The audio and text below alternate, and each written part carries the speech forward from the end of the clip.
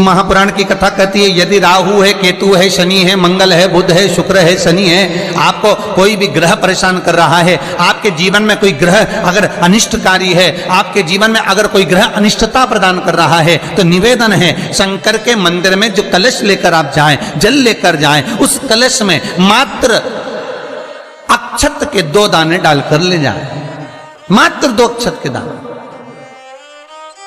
जैसे सूर्य नारायण को प्रसन्न करने के लिए अपन कुंकू डाल लेते हैं, हल्दी डाल लेते हैं जल में, या चने की दाल डाल लेते हैं जल के अंदर।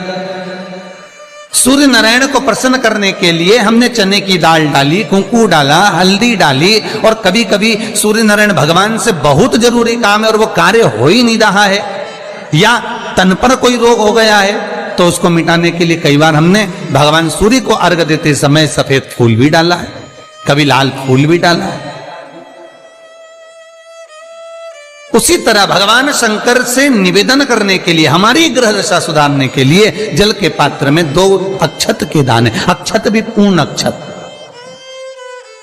पूर्ण अक्षत, खंडित नहीं, पूर्ण अक्षत भगवान शंकर को समर्पित करते। और बाबा भोलेनाथ को जब हम जल समर्पित करें तो राहु, केतु, मंगल, शनि, शुक्र, बृहस्पति जितने ग्रह हैं सब अनुकूल हो जाते हैं महाराज, सब अनुकूल। इतना बड़ा दर्पण जिसमें मुंह देखते हो आप, मुख, इतना बड़ा दर्पण लिया। अच्छा, पहले के लोग जानते नहीं है, पहले जो घरों में, आजकल तो फैशन की बंदरवाल होती है, दरवाजे पे जो बंदरवाल लोग लगाते हैं, कहीं मोती की लगा रहे, कहीं काय की लगा रहे, परंतु पहले जो बंदरवाल होती थी उस बंदरवाल में अगर कई शहरों में, जैसे काशी साइड में, तो आज भी जो बंदरवाल मिलती है उत्तर प्रदेश में, और चलो तो गुजरात में, तो उसमें इतने बड़े बड़े कांच लगे रहते हैं, दर्पण। उसका क्या महत्व है, उसकी मूलता क्या है? शिव महापुराण की कथा कहती है दर्पण इतना बड़ा ले लो, बंदरवाल अगर दर्पण वाली नहीं तो इतना बड़ा दर्पण लो, हनुमान जी के मंदिर में जाकर, क्योंकि हनुमान शंकर का ही अवतार है, हनुमान जी के मंदिर में जाकर हनुमान जी के उल्टे पांव का थोड़ा सा सिंदूर, चरण का थोड़ा सा सिंदूर एक कागज में लेकर आ जाइए, और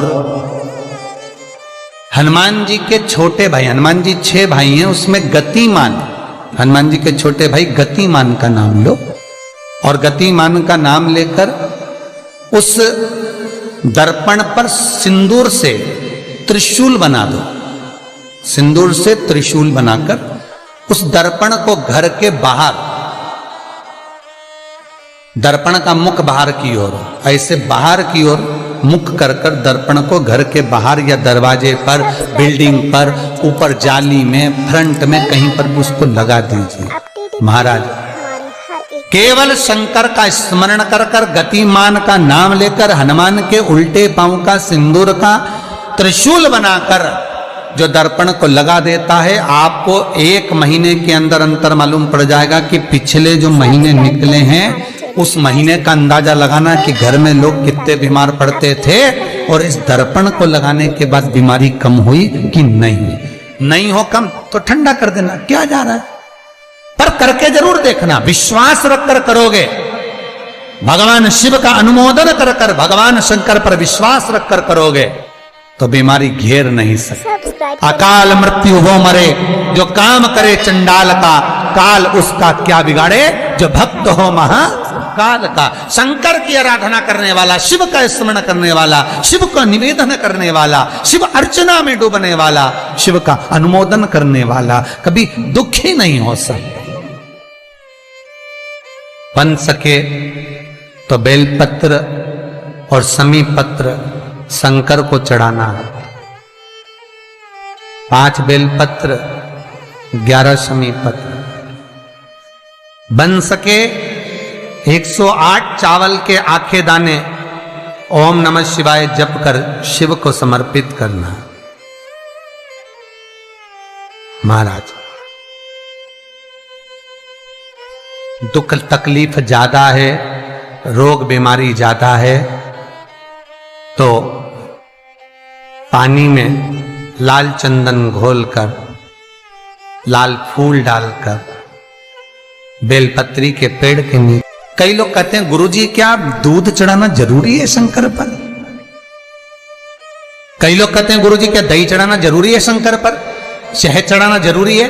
घृत चढ़ाना जरूरी है? शक्कर चढ़ाना जरूरी है? शिव महापुराण की कथा कहती है 5 चीजें शंकर भगवान पर चढ़ती है। दूध अर्थात घर में लक्ष्मी की वृद्धि करता है, इसलिए चढ़ाया जाता है। दही शंकर भगवान पर इसलिए चढ़ाते हैं क्योंकि यह परिवार को जोड़ता है। जिसके परिवार में क्लेश ज्यादा होता है, जिसके परिवार में आपस में तकरार ज्यादा होता है, उसको दही जोड़ता है। शहद घर में चिड़चिड़ प्रवृत्ति को समाप्त करता है। घी रोग को समाप्त करता है। शक्कर मिष्ठान घर में यदि लक्ष्मी आकर जा रही हो तो मिष्ठान समर्पित किया जाता है। इसलिए पंचामृत स्नान का भाव शिव महापुराण कहती है। पंचामृत स्नान का भगवान, इसलिए 5 चीजें शंकर को समर्पित हैं। दूध, दही, घृत, शहद, शक्कर अर्थात मिष्ठान। शक्कर से मूलतः यहां शिव महापुराण में शक्कर नहीं लिखी है, मिष्ठान। अब लोग शक्कर पीस कर अभिषेक करते हैं, परंतु मिष्ठान अर्थात गाय के दूध से निर्मित कोई मिठाई, और उस मिठाई से भगवान शंकर का अभिषेक। अब लोग भले शक्कर रखने लगे शंकर जी के अभिषेक में, पर यहां शक्कर नहीं लिखा है, यहां मिष्ठान।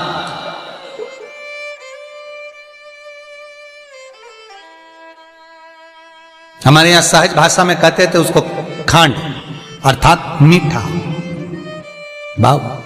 भगवान शंकर को समर्पित हो। वेद और शास्त्र कहते हैं कि भगवान का यदि कोई प्रसाद बनता है, जन्माष्टमी के समय पर आप भगवान के लिए पंजेरी बनाते हो, भगवान के लिए सुंदर हरीरा बनाते हो, लड्डू बनाते हो, तो भगवान के प्रसाद में गोंद नहीं डलती। ध्यान रखना, आपकी बहू का जापा हो, डिलीवरी हो, तो खूब बादाम गोंद सब तल तल के खिलाओ, पर भगवान का जापा हो, भगवान का जन्मदिन हो, भगवान का जन्मोत्सव हो, राम कृष्ण का जन्मोत्सव हो, तो उसमें गोंद तलकर प्रसाद में कभी मत डालना, क्योंकि उसमें ब्राह्मण हत्या का अंश है। ब्राह्मण हत्या। और विद्वान जो ब्राह्मण होते हैं साहब, जिन्होंने शिव महापुराण की कथा या भागवत पुराण पढ़ी होती है, सुनी होती है, वो ब्राह्मण कभी भी, जो विद्वान ब्राह्मण होंगे, वो कभी भी गोंद का लड्डू, गोंद तली हुई कभी नहीं खाएंगे। भले वो देसी घी में तले, कुछ भी तले, पर गोंद नहीं खाते, गोंद का लड्डू नहीं खाते। क्यों? क्योंकि इसमें ब्राह्मण हत्या का अंश है। प्रत्येक फोटो में लक्ष्मी विष्णु के साथ नहीं मिलेगी, प्रत्येक फोटो में लक्ष्मी गणेश और सरस्वती मिलेंगे। दीपावली पर पाना खरीद कर लाओ, दिवाली पर कागज खरीद कर लाओ, दिवाली पर फोटो खरीद कर लाइए, लक्ष्मी गणेश के साथ मिलेगी, लक्ष्मी सरस्वती के साथ मिलेगी, पर लक्ष्मी विष्णु के साथ नहीं। क्यों? किस लिए? भगवान विष्णु और लक्ष्मी का